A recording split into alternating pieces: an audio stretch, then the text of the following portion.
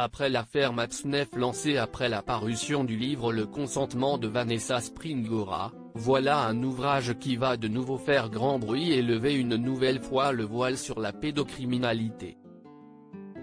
Le 7 janvier prochain, Camille Kouchner publiera La Familia Grande, dans lequel elle raconte une histoire qui déchire sa famille depuis maintenant plusieurs décennies, l'inceste dont son frère jumeau, nommé Victor dans le livre, a été victime lorsqu'il était adolescent.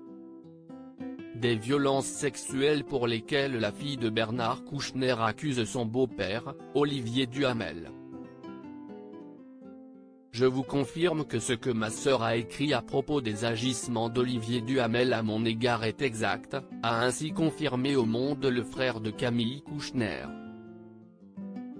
Célèbre politologue et constitutionnaliste, co-animateur de Mediapolis sur Europe 1, Olivier Duhamel a commencé à fréquenter en 1980 Evelyne Pizier, sœur de l'actrice Marie-France Pizier et ex-épouse de Bernard Kouchner. Avec ce dernier, ancien ministre et pionnier de la médecine humanitaire, elle a eu 3 enfants, Julien, Camille et Victor, que leur beau-père a en partie élevés.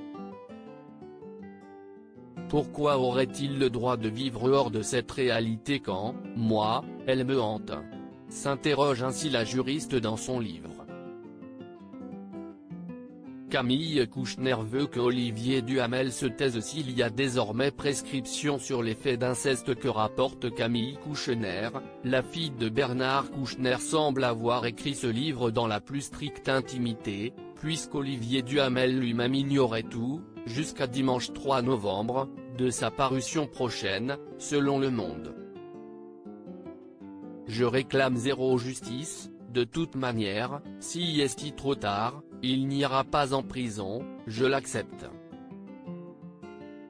En revanche, ce n'est pas parce que les faits sont prescrits du point de vue de la justice que je n'aille pas le droit de parler, souligne-t-elle dans une interview à Elle, en précisant que ces violences sexuelles ont été portées à la connaissance d'une partie de sa famille, mais que si est le silence qui a prévalu.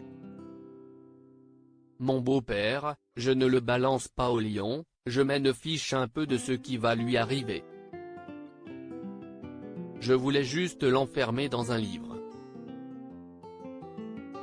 Parler et que lui se taise, franchement, ce serait ça la décence, a-t-elle précisé.